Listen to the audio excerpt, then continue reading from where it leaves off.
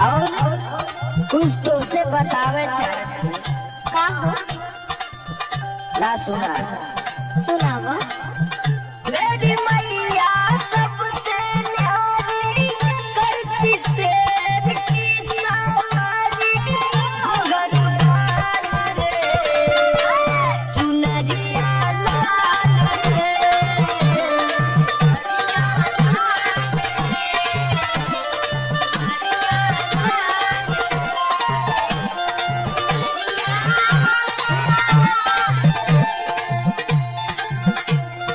बिंदिया माथे पे चम चम चमके, पायल पाँव पे झम झम झमके, नैना विशाल रे चुनरिया लाल रे चुनरिया लाल रे।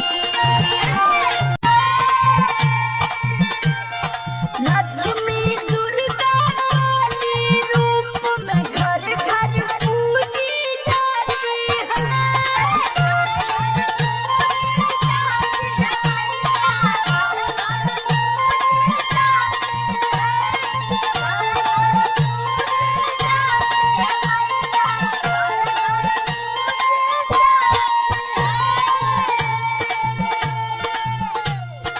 रूप हजारों दुनिया में पर शक्ति एक कहती है। लक्ष्मी दुर्गा काली रूप में घर घर पूजी जाती है। और सुना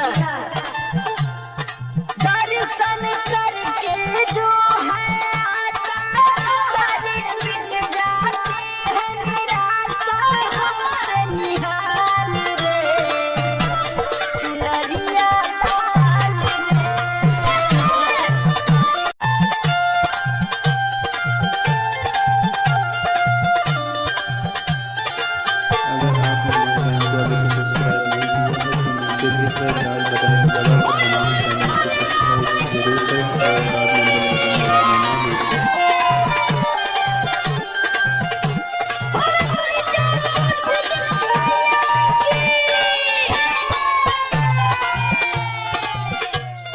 नवरात्र का पावन महीना चैत कुंवर जब आता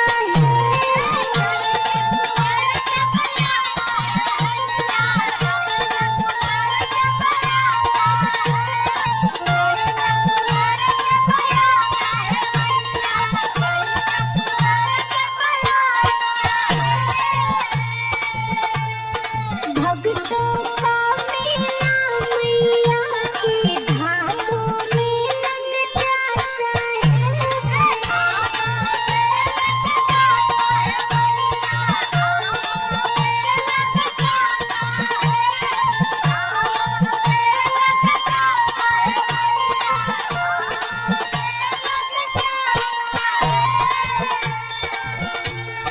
नवरात्र का पावन महीना चैत कुंवर जब आता है, भक्तों का मेला मैया के धामों में लग जाता है।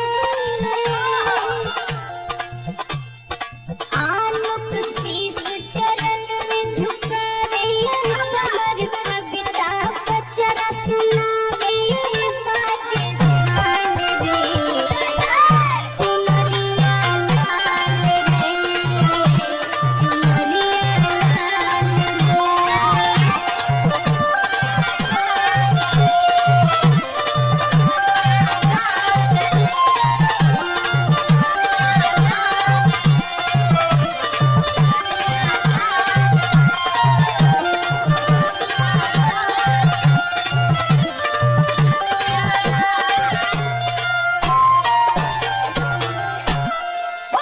दुर्गा मैया की।